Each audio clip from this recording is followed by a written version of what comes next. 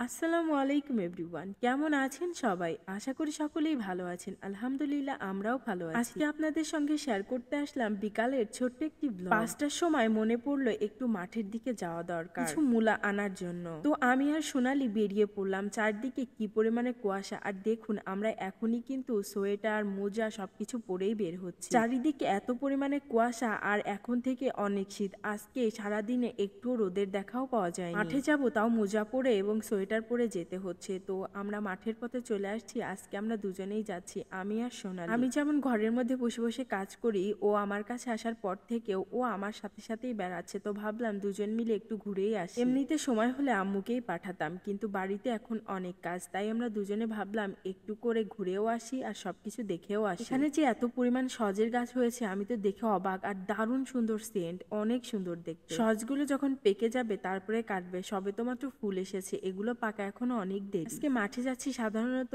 রসুনগুলো কেমন হয়েছে তা দেখার জন্য, আর কিছু মূলা, কারণ গরু এবং ছাগলকে খাওয়াতে খাওয়াতে প্রায় শেষের পথে। ওই যে সামনে দেখতে পাচ্ছেন পুরোটা জুড়েই খোলা তৈরি হয়েছে, যেখানে কুশরের রস থেকে বা আখের রস থেকে গুড় তৈরি করা হয়। মোজা পরে সাধারণত জুতা পরি, মোজার সঙ্গে স্যান্ডেল পরে আমি হাঁটতেই পারছিলাম না, তার উপর আবার মা। ওই যে দূরে দূরে দেখছেন খোলা, এইখানে প্রথম খোলা হয়েছে, আর ওই যে ওইখানে আরেক খোলা। আমাদের আঞ্চলিক ভাষায় এটাকে খোলাই বলে, আপনাদের অঞ্চলে কি বলে অবশ্যই কমেন্ট করে জানাতে ভুলবেন না। ওই যে জুম করে দেখাচ্ছিলাম ওটা আমাদের জমি, ওখানেই যাব, আর এত দূর থেকেই জুম করছিলাম। আর এই দেখেন মূলার সাইজগুলো, এগুলো আমাদের জমির মূলা না। যেতে যেতে চোখে পড়লো, সোনালি বলল দেখেন কত মোটা মোটা মূলা, আর কি পরিমাণে বড় এখানে হয়েছে। মূলার সাইজগুলো দেখে সত্যি আমি অনেক অবাক হচ্ছিলাম। এত পরিমাণে ও আমার সঙ্গে দুষ্টামি করছিল, মূলার সঙ্গে আমার একটা ছবি তুলে। এত পরিমাণে বড় আর এত পরিমাণে মোটা, আসলে ক্যামেরায় ভালোভাবে বোঝা যাচ্ছে কিনা আমি বলতে পারলাম না। তারপরেও আমরা যাচ্ছি একটু খোলার দিকে, নিজেদের জমি থেকে ঘুরে একদম খোলা দিয়ে ঘুরে চলে আসবো। এখানে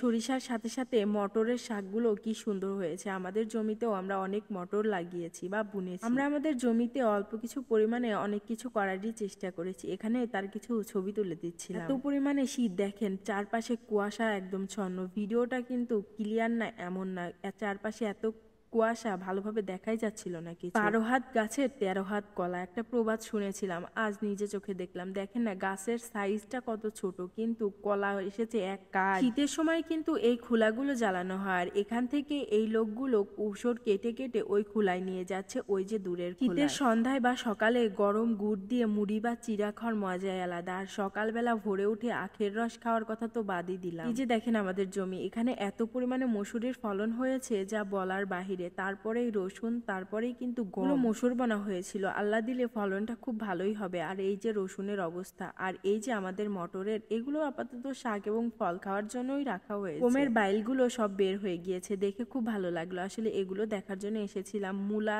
দেখার জন্য এসেছিলাম, কিন্তু আলহামদুলিল্লাহ একটা মূলাও নেই। ইচ্ছা মতো কে কে যে তুলছে, আসলে গরু ছাগল দিয়ে মানুষ দিয়ে এত পরিমাণে খাওয়া হয়েছে, এখন আর একটাও নেই। দেখেন না গমের ফলনটাও কিন্তু খুব সুন্দর হয়েছে মাশাআল্লাহ। আর এই যে সে দণ্ডায়মান বিখ্যাত নিমের গাছ, খুব ভালো, তেতো হলেও উপকারী। এখানে বলছিল মূলা নেই, কি হয়েছে, আমি একটা মূলা খুঁজে পেয়েছি, সেই মূলাটাই এখন তুলবো। আর ওই যে দূরে দেখা যাচ্ছে ওটাই হচ্ছে একটা মূলাই বেঁচেছিল। আম্মু একটু টুকিটাকি গরু ছাগল পালা পছন্দ করে, কারণ তার সন্তান সন্ততি মানে ভাই বোনেরা সবাই বড় হয়ে গিয়েছি, এখন একদম হাত গুটিয়ে বসে থাকতেই চায় না। আসলে যারা কাজের মানুষ তারা কখনোই হাত গুটিয়ে বসে থাকতে পারে না, কিছু না কিছু দরকারি, রান্না বান্না শেষে আর কোনো কাজই থাকে না, জন্য এগুলো কিনেছি। দীর্ঘ 10 বছর পরে আমাদের বাড়িতে আবার গরু এসেছে, তার ভিডিওটা আপনাদের সঙ্গে শেয়ার করবে। এই যে লাস্ট এক পিস মূলা ছিল যা সোনালি তুলে নিয়ে এসেছে, এবারে আমরা যাব বাড়ির দিকে। যখন থেকে খোলা উঠেছে রস কুশর সব খেতেই আছি। তো আজকের ভিডিওটা আপনাদের কাছে কেমন লাগলো অবশ্যই কমেন্ট করে জানাতে ভুলবেন না। আরো কিছু সময় থাকতাম, কিন্তু চারিদিকে দেখতেই পাচ্ছেন কি পরিমাণে কুয়াশা, আর অনেক বেশি ঠান্ডা লাগছিল, তার উপর আবার অনেক